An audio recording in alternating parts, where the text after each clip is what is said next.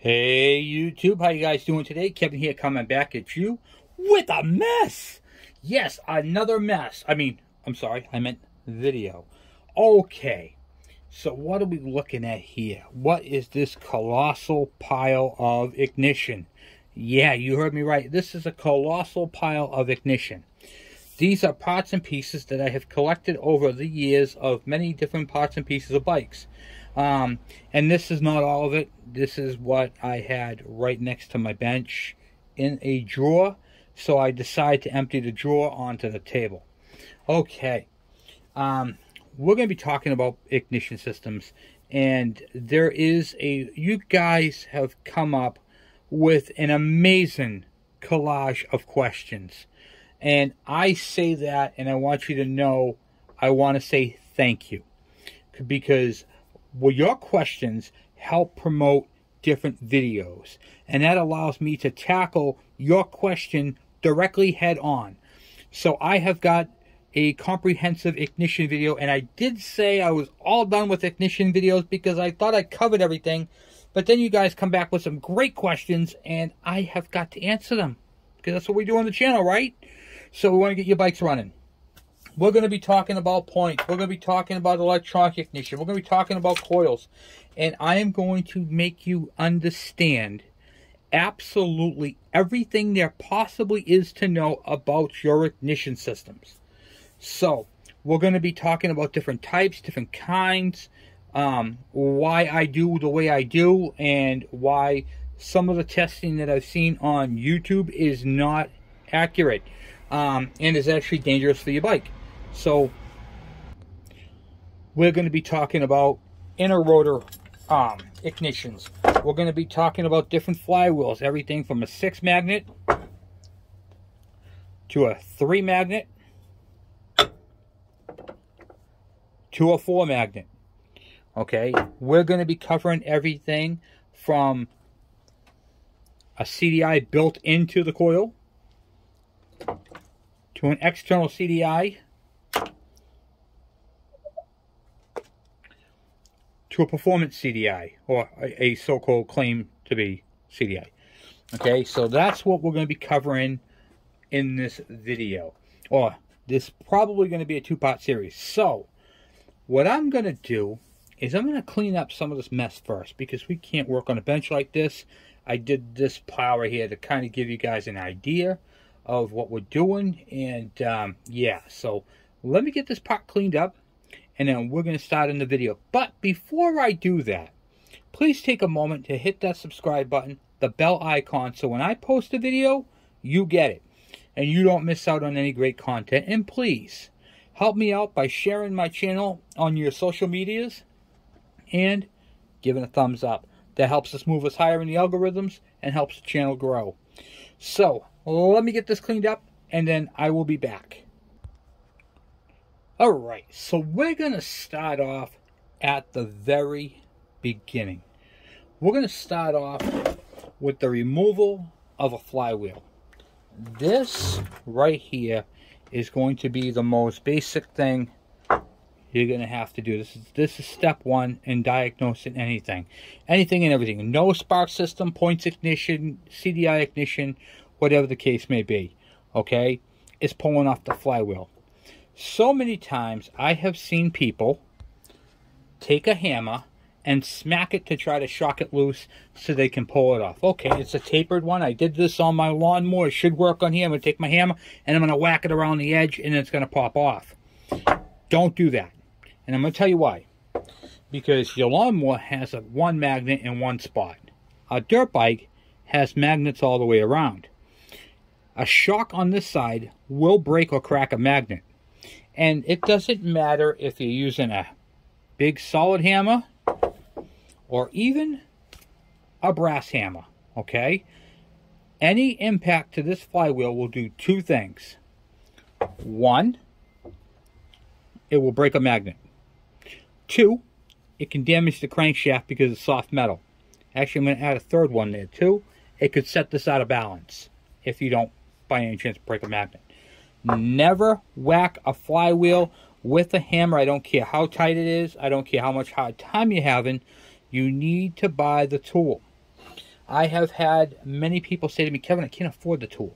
The tool is 15 bucks, okay?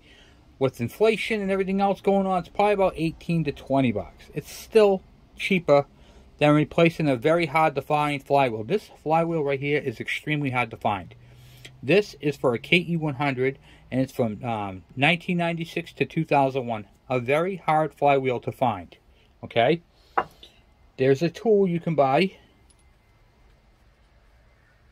and this is what it is. This one happens to be two-sided. They make other ones. What do you call it? Let's see if I can find one real quick. Here's the other style of it. Just flat on both sides. It's threaded there, and it does the same thing. Okay, this one just takes a big Allen wrench, and this one right here just takes a 19 millimeter. But they're all the same. So you basically back it out. And on the KE100 threads, okay, which is the same as the GT80, here's GT80 flywheel here, okay, it's reverse thread. So instead of tightening it up that way, you would loosen it, and it screws itself in. So first thing you have to do, taking it off right now, is take the nut and washers off. Make sure you take the washers off, and then you screw this on. It screws on backwards. Go in as far as you can. If you see rust in there, put some oil on it because you don't want to ruin your tool or the flywheel. And then you turn this in with a 19 millimeter, and it will pull the flywheel off. That's the only way, the proper way of removing this. Okay. If you're like me and you have many bikes, this one right here, was a tool that came with my KE100. So that's how I got this one. And a little tip for you, whenever you buy a bike from someone, ask them if there's anything that goes with the bike. Sometimes they had bought a specialty tool like this for doing points and flywheels. They might say, oh yeah, you know what, I do have a tool for that. Hold on one second, I'll go and get it. Ask them if they have a book. Does the bike come with a book? Sometimes they bought the book and they're never going to use that book, so they'll throw it in with a deal. Or you can go online, and for 30 bucks, you can buy one of these on eBay. I bought this on eBay. I think I showed this to you before. And this has all the different flywheel pullers. Two-sided. Hondas, Chinese, all of them. All the bikes are in here. Okay? So you can buy a nicer kit like that, and for 30 bucks. And if one of these breaks, it's not going to kill me. I can easily replace it. Okay, so now that we have the flywheel, we know how to remove a flywheel, and we know what the tool is. It's a flywheel removal tool. You go right on eBay and you can buy one of these, or Amazon. Just type in KE100 or whatever your bike is. Flywheel removal tool. It'll come with this. I keep mine in a Wiseco bag so it stays, the threads stay safe. And here's the little Wiseco bag for this one. When you do pistons, you get these little bags. Alright, so we got that part out of the way, and I wanted to talk to you guys once again. I have a lot of people say to me, Kevin, where can I get one of these flywheels, these 4 magnet flywheels? They're very hard to get. They do pop up on, what do you call it, the eBay, which is where I got this one. This one just recently came in from eBay. I bought it for a project, and I paid 75 bucks for this one. Not a bad deal, okay? eBay, they do pop up. All you gotta do is type in KE100 flywheels and see which one is when they come up. They are not common. They don't pop up all the time, but sometimes they do. Stay away from people who know that, what do you call it? They try to sell these things for a couple $100. They're ripping you off. They're not worth a couple $100 no matter how rare they are. Okay? This is not worth a quarter of the price of the bike. Remember that. Okay? Alright. So there's that. We're going to do this video on complete basics, okay? So I have a coil here, and we're going to start off with talking about insulation, okay? And you can see this coil right here has had it. I don't want to do that yet. I want to take a step back. So I want to make sure you guys are getting all the information, and I'm answering all the questions. Where are you? Yeah, here we go. Okay, the points and condenser are missing because they were just recently purchased for this magneto, okay? However, the person who pulled this out, okay, pulled the flywheel off, didn't use a flywheel puller. In fact, I'll show you the type of flywheel puller that they used. it was a puller something like this. Okay, now this is a nice high quality, so you can see right there, snap-on puller. Okay, and it will fit, we'll just use this one here for instance, okay, into the flywheel. Okay, you can see the setup will work perfectly. The problem is when you stick these jaws into these windows, it does damage to the coils. Okay, when you do damage to the coils, they no longer work. You just created a short. That is why the jaw puller is not the puller for this job. If you use this puller or one like it, even a 3-jaw, or try to grab it from the outside, you're going to ruin the flywheel. You're going to ruin the what do you call it there? The magneto. These bikes are not designed for this. I see it all the time. I deal with it pretty much every day. This is not the flywheel for this job. Or puller, I meant. Insulation, isolation, it's all the same. What is an insulator? An insulator is the covering on a wire. It is the paper in between the windings, keeping the windings separated from the core. Okay, as you can see, this one here is junk. So what I'm going to do is I'm going to pull this all apart real quick, and because this is junk, and we're going to take a look and show you all the insulators on this, okay, and where some of the faults could possibly be. Not that you're going to tear yours apart, but I want to show you how this thing is completely and utterly insulated, okay? So I'll be right back. And before I take all this off, I want to talk to you guys a little something about wire real quick, okay? The wire used on these coils is not metal to metal. It's not just copper wire to copper wire. So you see on this wire right here, it has an insulator jacket. This one has a acrylic on it, okay, like a coating, if you will, okay. So when this wire touches this wire right here, it's not going to short. The power is just going to go around. It's not going to have a short right here. So if I took these right here and went like this, okay, see that? The power literally is going to go down here. It's going to go around the windings. It's going to go up and around and come out the bottom. It is not going to short here. It's not going to go whoops. Okay, because this wire is coated. So that's not a that's not how it's going to make a short. Okay, so I just wanted to bring that up. And if you do, say you see a wire and you're like, oh, Kevin, it was right in the first couple of windings. So is there anything I can do? Yeah, there is. I'll show you. Here's what you can use. I use clear fingernail polish. You can get this at CVS. You can get this anywhere. Okay? Or even your girlfriend might have it. Maybe your mom has some. And what I do is whenever my wife gets rid of her old, what do you call it there, fingernail polish, I grab them. Because I don't care what color this is. I'm just trying to make this thing so it doesn't short. So feel free to use fingernail polish. It's a great paint. Also a little tech tip. If you have a scratch on your car, you can go match up somewhat of your paint at the CVS and, what do you call it, they touch it up with this right here. It's the same thing. This is paint. So it'll work just fine on your car as well.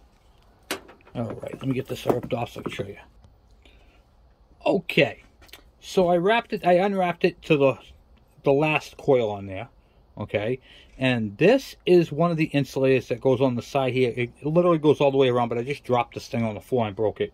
And you can see on this an insulator on both sides. Okay, this right here stops these wires from touching here. Okay, from the post. All right, that insulates the left and right side. And then when you pull off the last one, you can start to see the insulation paper in the middle. Just undo this right on camera here.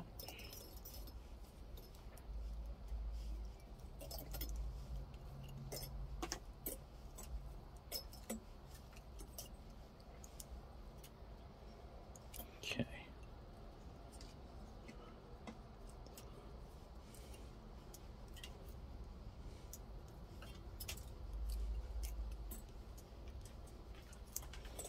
Just doing the last one here. And you're starting to see the ground. See right there, the ground. That's the end. That's the beginning of the line, and then it wraps around. Okay, and there's the ground right there on the end. And then you can see how the paper is wrapped right around it. Okay. If this paper gets wet, maybe you took your bike through a mud bog and it gets wet, you see how it's wrapped around a few times? Right there, look at that. Cut right there from water. Okay, so this is the paper that wraps us all the way around, and that protects the wire from shorting to ground. The sides also do the same thing. Now, how does this work exactly? Alright, I'm going to explain to you. So what happens is the magnets, you see how it's attracted to it already? When this thing is spinning, the magnets pass by the positive and negative charge and creates a field. Okay, what is a field? Why do we keep saying it creates a field? What the hell does that even mean? I'm going to put you in a modern, basic way of creating a field. The best way to explain a field is using a cell phone charger. I'm sure you've seen these chargers where you take your cell phone and you stick it on here and it charges the phone. It's basically the same principle, okay? There's no cables, no touching. This creates a field. This right here accepts the field and it charges, okay? That's how that works. It's basically a field charger. This creates a positive field. This right here sits on top and then charges. Alright, so that's how, in a nutshell, that works. Okay, that's the basic way of explaining how that worked. Okay, now,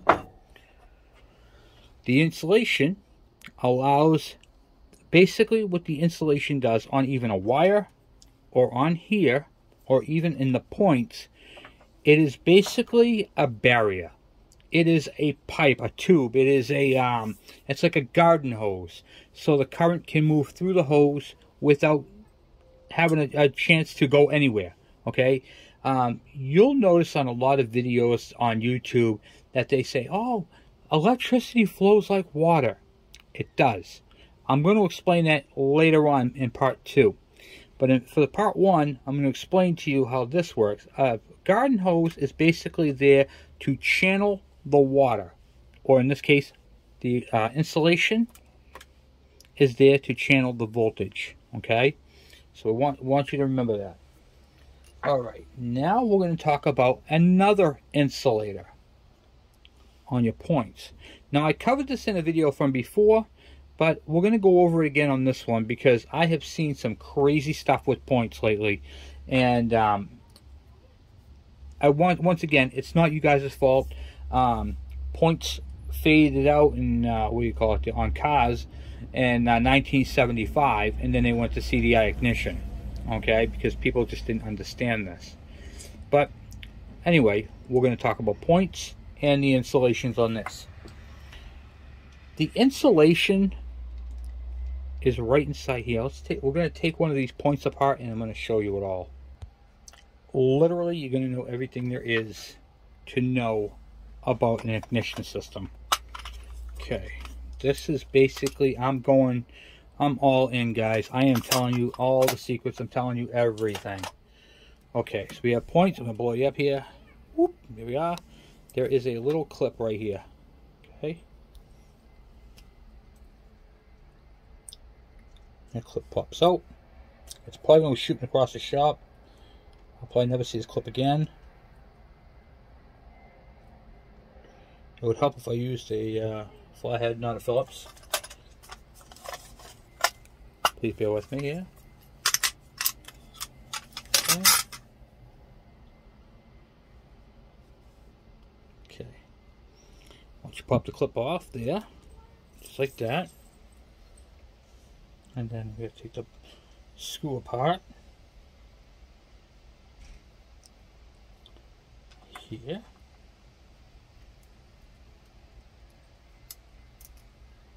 Okay.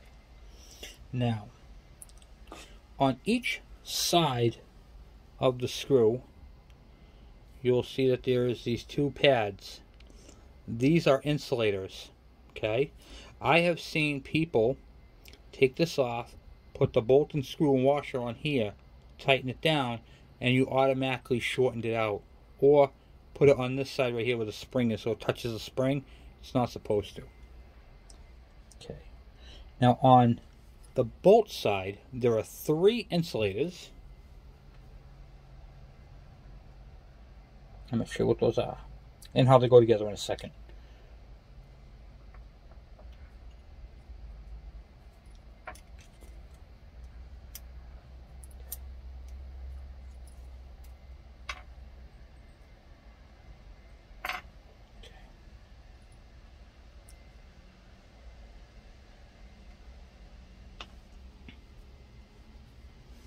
These are what the 3 insulators look like.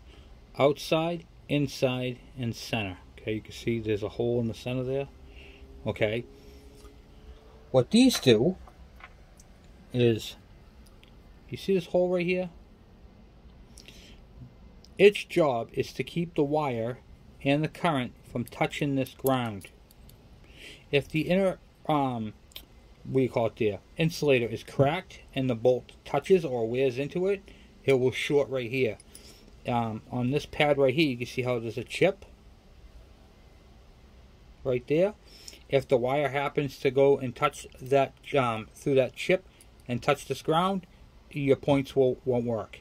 Okay, so it's very important how these go. And then this right here, basically, one on the back side, like that. Try and do this with the camera. I'm sorry, guys. And then the center goes right in the hole there in the middle, so it looks like that. And then you have your outside one, and they all sandwich in like that right there. That center insulator goes through the top and the bottom. So right now this right here is like a hinge, because that piece, the center one, goes through the whole thing. Now any wire that goes through the center insulator is not going to touch ground. Okay, very important.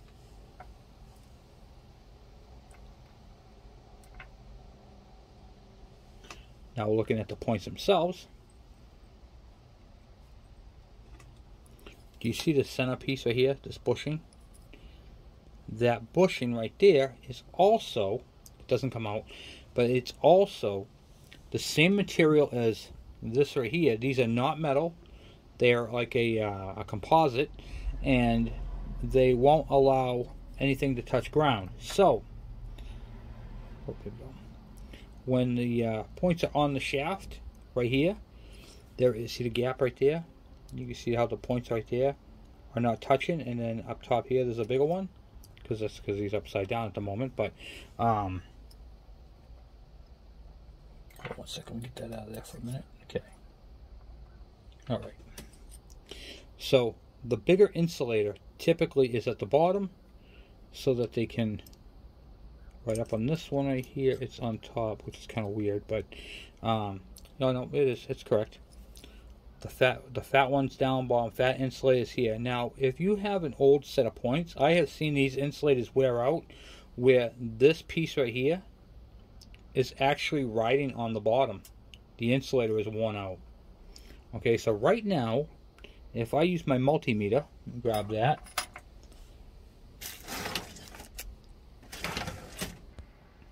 Okay, you got my multimeter on ohms, and I have it on audio, so I don't care what the number is.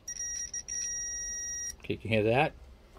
Now, right now, with the points not touching here, nothing in the gap, I could touch this pin in the center to this right here, and it should have no beep. No beep. Right there. Now, when the points touch, there should be a beep. Okay, so these are good points that I just took apart. Now, if the insulator is bad, and this is open, it would still have a tone. Oh, sorry, there you are. It would still have a tone. It would still go beep, but these are not bad points. Water, moisture, condensation, dirt and sludge buildup on the insulator, typically under here is where I see it. It will short out between the bottom here, where are you? The bottom here and this base right here. It'll go right past.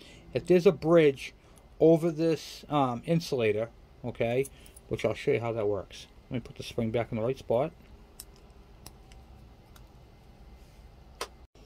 Okay, so with the spring hooked up, and you can see I have no insulator here. Okay, there's supposed to be an insulator. This one right here is supposed to go. I'll put this one in here like that. Okay, I'm just setting it in there for at the moment for all intents and purposes. Okay.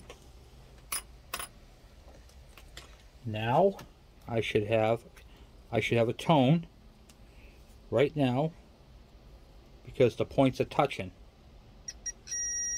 Okay. Now when the points are open, so we have to put something in between the points to simulate it. I'm going to use another one of those insulators. Oops, broke the other one. Okay, like that. Now I have an insulator in between here, and I have an insulator between there. The points should have no tone. See? No tone. But the minute you take this insulator out, and the points close, now I should have a tone. Okay? This piece right here is also an insulator, but it's also a wear bar for the cam. And this right here is why you need to put oil when you do your points on that piece of felt right there. That felt right there lubricates your cam and keeps this wear bar from wearing out. If you do not oil that, this is going to be dry, and it's just going to grind it down until the points close, and then your bike is not going to run. Okay, so we got that part done. Now, I've covered that part in another video, but I'm covering it again. Alright, I also want to talk to you guys another part about having ignition problems. Sometimes these points don't open freely. They stick. This one here was sticking. It's not really so much now, but sometimes they have a hard time closing. They don't close exactly when they're supposed to. Like you can't see it, but you can feel it. It's hanging up right there. That's because this is dirty. If you have that, you can go ahead and take your points apart like I did on that last set, and you can clean it up and re-lubricate it. That's perfectly fine to do that. Okay, so you can lubricate, take that little clip off the center, clean it all up, and lubricate it.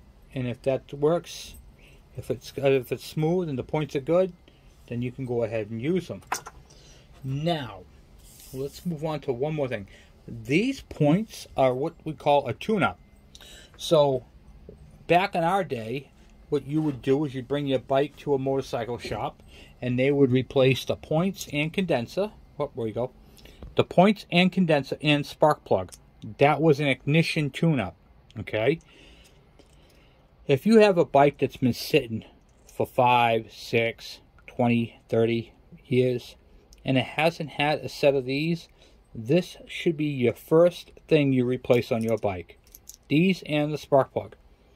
I cannot tell you how many people tell me, Kevin, I have no spark. I replaced my ignition coil. Okay. Did you do your points and condenser? What's that? Your ignition components. These are the tune-up. These bikes are primitive. They're designed for simplistic repair. Basically, a simple tool to remove the flywheel. You replace your points and condenser. You gap them between 12 and 14 thousandths of an inch on the KE, KD, KM, the Trail Boss 100s, all those bikes, and you are good to go. In the KV75, the KV100s, you gap the points, and then you're out the door, you're all done. See you later, bye-bye. Now, I have got people who say, Kevin, I replaced my points and condenser, and I still have no spark. How can I tell if my condenser and points are working or not? This part you guys are going to love. I have an engine that I cut in half, and I'm going to show you guys something super cool, okay? Super cool. This is what we used to use in the field like if you were on an old motocross bike and you wanted to see if it was the point condenser or coil failed, okay? Because you'd have all those on it, but you need a quick test, right? I'm going to show you. Okay, so this is a KE100 engine that I had cut in half. I cut the transmission right off of it. I am actually going to be running this motor at a later date, but to show you this part of the video, I'm going to have to show you something very primitive. This is a KE100 engine featuring a KD80 ignition. This is what the ignition looks like inside there right now. You have your points, your condenser, and your charge coil. Okay? The charge coil, as it goes around, the flywheel goes around, makes a field, creates power, puts it to the, what do you call it, the condenser. Then when the cam opens this up, it causes a collapse and sends the power up to the coil. Okay? Now, this wire right here at the end of the magneto hooks up to your kill switch and up to your ignition coil. So, your circuit is going to look like this. Coil, ignition coil, black wire is going to plug right into here. If I can get that in there, like that. And then this wire right here goes up to your kill switch. That's it. That's the whole ignition circuit right there in a nutshell. Okay, voila. How do I test this and know if it's this or if it's this? Okay, without using, I don't have a multimeter. Kevin, I don't have a multimeter. All right, so we're not going to be checking for ohms. We're going to see if we have spark without checking to see if we have spark. First thing you do is you disconnect your kill switch wire. Boop. Okay, now this right here should run the way it is right there. If you did that right there, that's hot wiring a bike. That right there is going to run the bike, that alone, with the flywheel. Okay. So what you're going to do, we're going to pretend this is hooked up to this bike. You take the spark plug wire, you put it next to the block, you spin the engine over and see if you have spark. No spark. Okay, so we have no spark. I'm going to disconnect my ignition coil from the magneto. I'm going to slide back the insulation so that that is exposed. Okay, the terminal is exposed. All right, now we're going to pretend this is that one that's installed on the bike. Okay. I had already stripped the wire for you guys, and you can see where here's the wire stripped. Okay. Now, watch what happens, what I'm going to do. This is the quickest way to tell. Now, you can see that there's no ignition coil hooked up to it. This is just a magneto alone. I want to know if my points are working and my condenser is working. That's all I wanted. That's all I care about.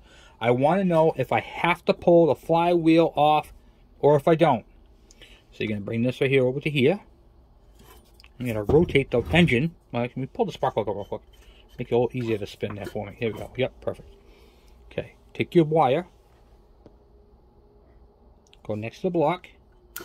Oh, did you see a spark? Hear that?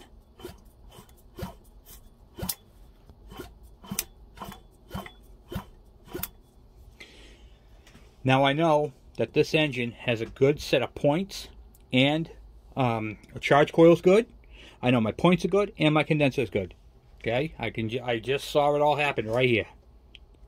Let's see if I can blow you up a little bit more. Boom. All I'm doing is rotating this by hand. Okay, see that? That's good sparking right there. Let's see, can you see that on camera?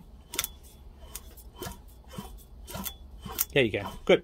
All right, so now we know that like I said, the condenser, the points, and the charge coil are done and that are working, and that's on this type of circuit right here, basic circuit. Okay, you cannot do this with CDI. If you had a CDI bike and you had no spark and you're out on the trail, guess what, pal? You're stuck there. You're pushing that bike. Now, what would I do if I had no spark there? What's the first thing I would do? I'd go in my toolkit.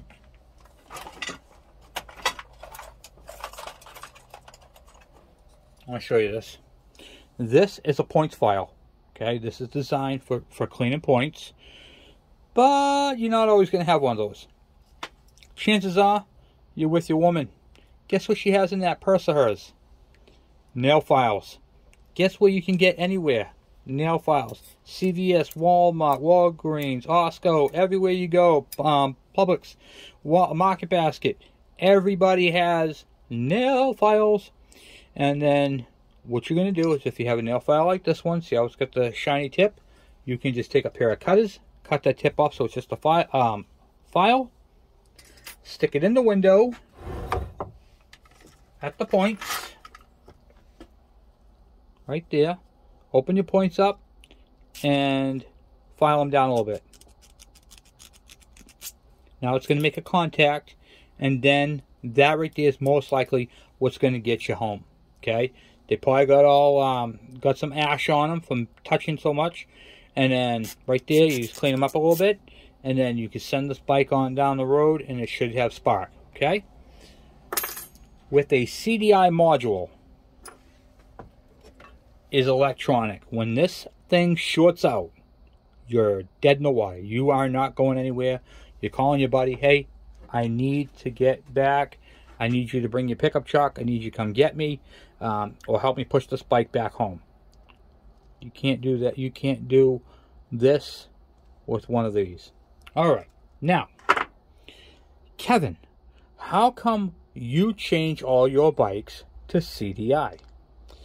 I have 28 motorcycles, dirt bikes, four-wheelers, all that. If I had to buy a tune-up kit every other year for all my bikes, I would be broke. It would just be a lot of money. So for me, and having so many bikes, that is why I convert them over. Is CDI better than points ignition? No, absolutely not. One of the benefits to a CDI ignition is you can get a lower idle, which generally speaking is not good for a two-stroke anyway. So you kind of want a higher idle, except for a KD75 where a low idle really matters. But that has its problems too, because these are designed for high speed. They're not designed for low idle. Okay, and points float. So what is points float? At the extreme high RPM, the point will kind of fly open. It will, instead of riding on the cam, it's bouncing off of it. That's called points float. However, these have a rev limiter, so they break up the same way points do.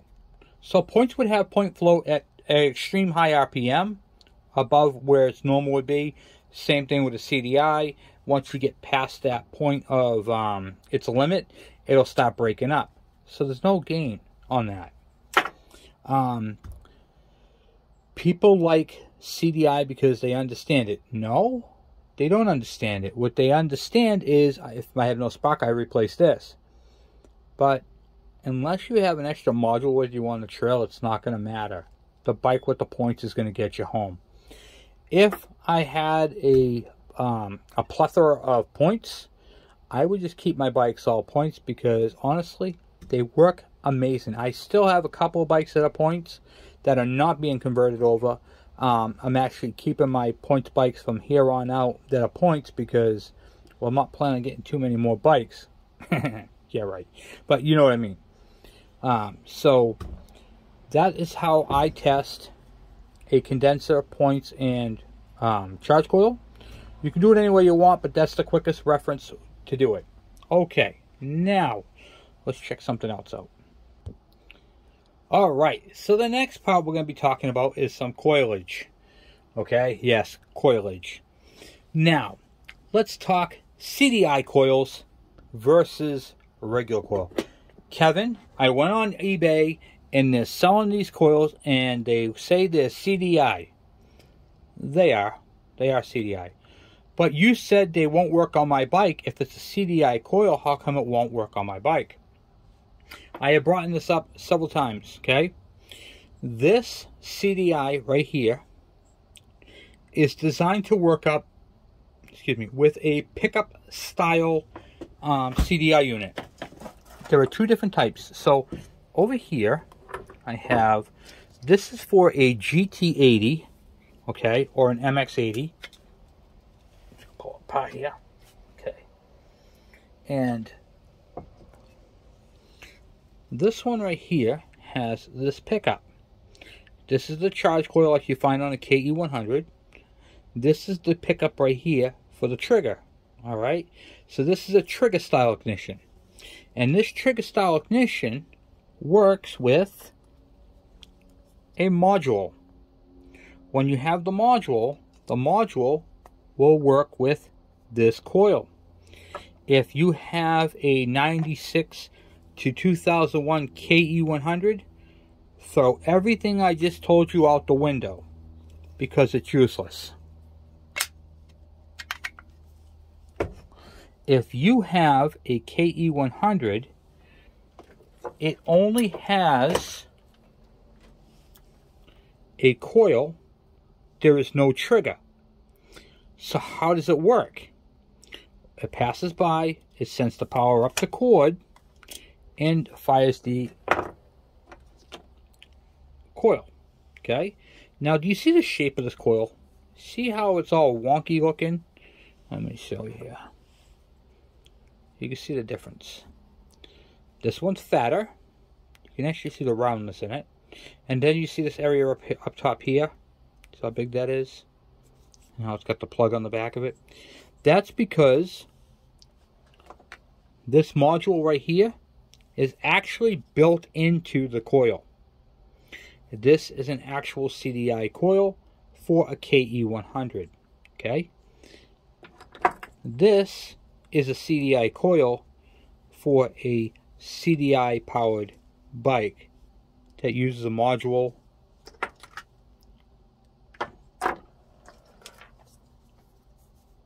of any style.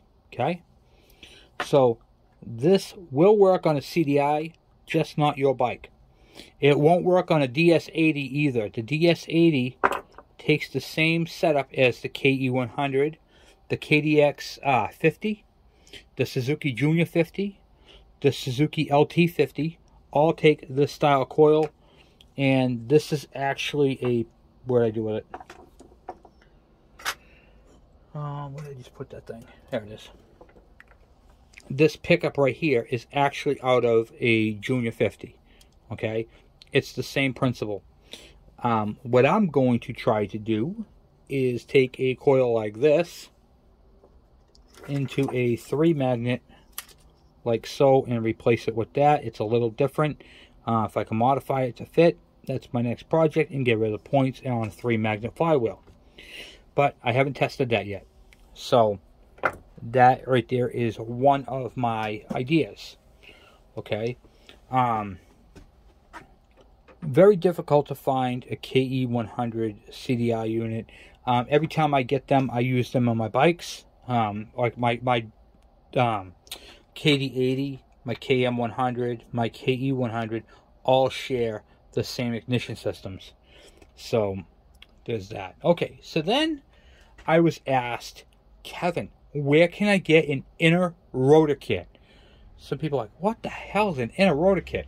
I'm going to show you what an inner rotor kit is.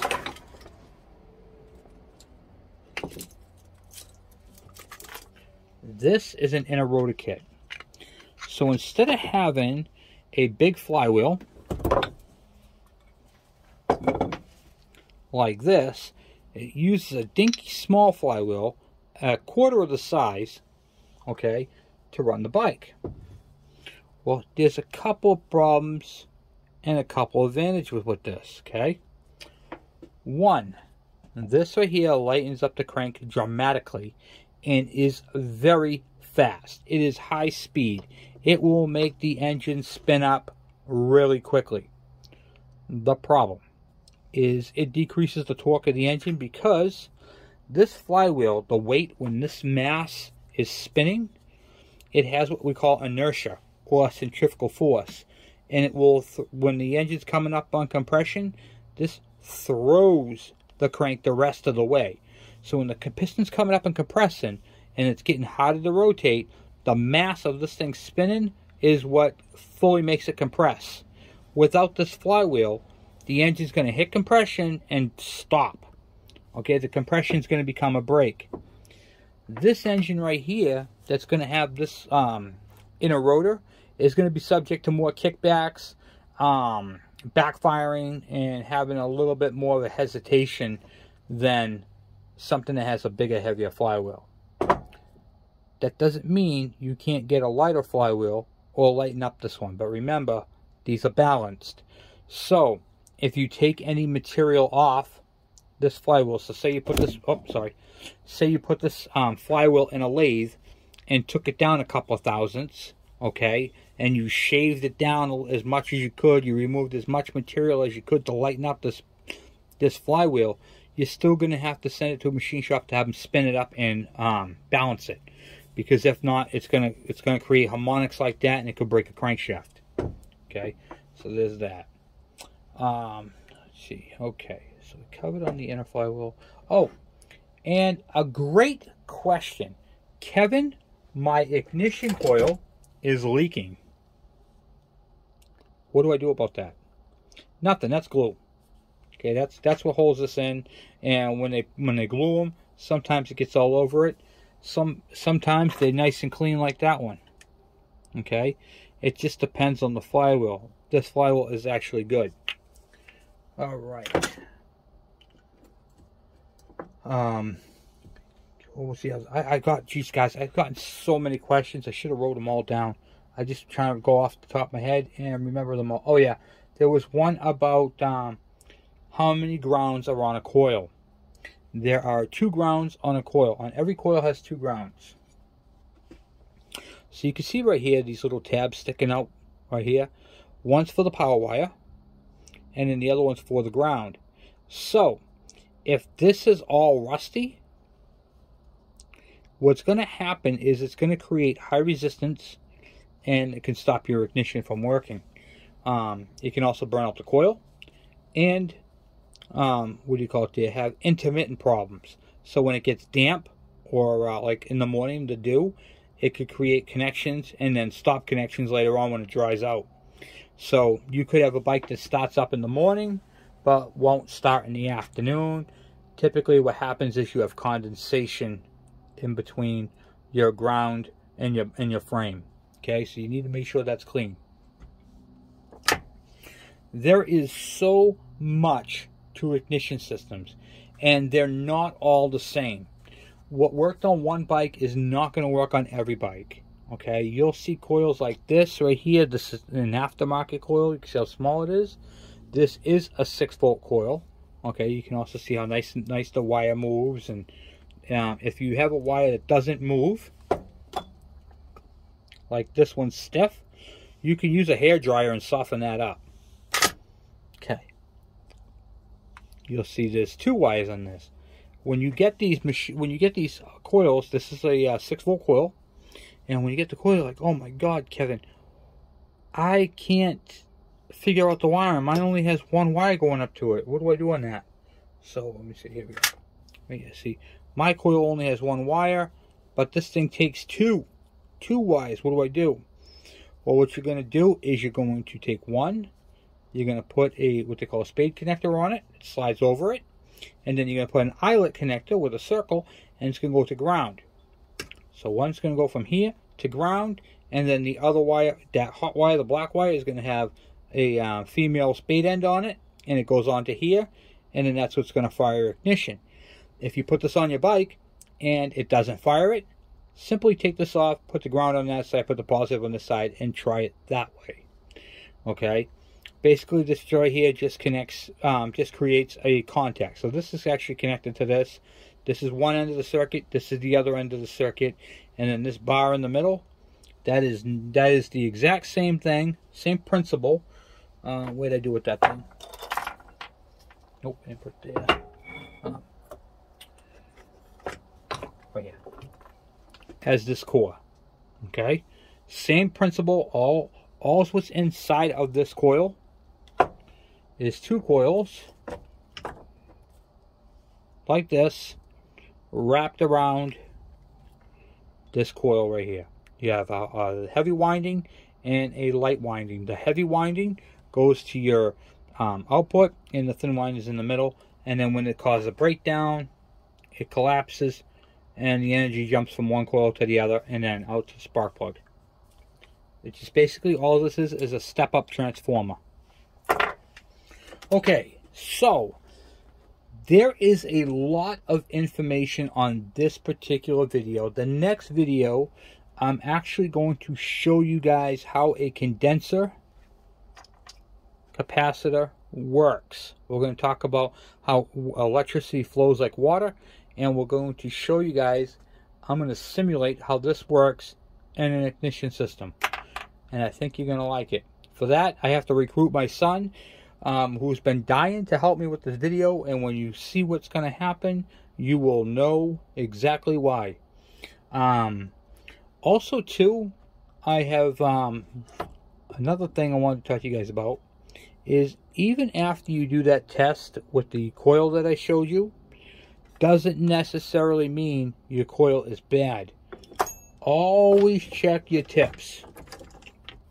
The tips right here have a built-in resistor into them, and these right here have shorted out. And they're real simple. All you got to do is they screw onto your coil wire, okay? And you're checking for spark, right? No spark. You do my test over there on the condenser, and Kevin, I got beautiful spark coming out of my on that hot wire. Okay, now I got my coil. I cleaned my grounds. I still have no spark. What you're going to do is unscrew this, hook it back up to that black wire, and put this right here next to the frame, or next to the cylinder head. And if you have spark coming out of here, but not out of this one, then you need to replace your cap, because there is a resistor in there, and I have seen these go bad a couple of times. And I'm going to recommend getting yourself a good quality NGK one. NGK makes them. Try to stay away from the China crap. And I call them China crap not because China's crap, but they don't have very good quality. Okay? I have a lot of Chinese people who make a lot of good product, and I'm not calling this stuff crap, but that's one of them. And I also want to show you, oops, sorry, I keep blocking you guys. I also want to show you guys this one. If you look inside here, you can see the rust. That means water got in there. And if water gets in there, that can hurt the resistor. Because now you know when there's power going up to it and it's shorting past the resistor, this cap could be junk. Okay? So try to keep your caps clean. You can use a dielectric grease. This is what the stuff looks like right here. It's called silicone dielectric grease. And what you do is you squeeze that down there. You put a little bit inside your cap. And then when you put your the boot on it, you put it over your spark plug, it basically makes a barrier so that rust can't happen. When you use that rust in it, it's pretty good. Okay? And that right there can cause a short. So, hopefully that helps you. This is going to conclude part one. There is a lot of information here, guys. I understand, I know, but you guys keep asking some great questions, and I really just trying to touch on all of those, because I don't want you guys to think that for any amount of reason that I don't care about your projects, and I absolutely do. That's why I made this channel, and I want you guys to understand all the basics, all the fundamentals. So today, let's just do a quick recap. We learned how insulation and what they do and how they work. We learned about what do you call it there? The differences between flywheels. We learned the differences on coils and how they CDI from what do you call it there? Points coils. This is going to be part one of the ignition series. There's going to be one more. I'm sorry it's long-winded. The other one, I promise you, you're going to love that next one. And you guys learned a really cool tech tip on that motor over there. Okay, that is an amazing thing. And I also want to talk to you guys about what some of the other YouTubers are doing. They have using a multimeter to gap points, which is a no-no. Some of them use what they call a squeak box.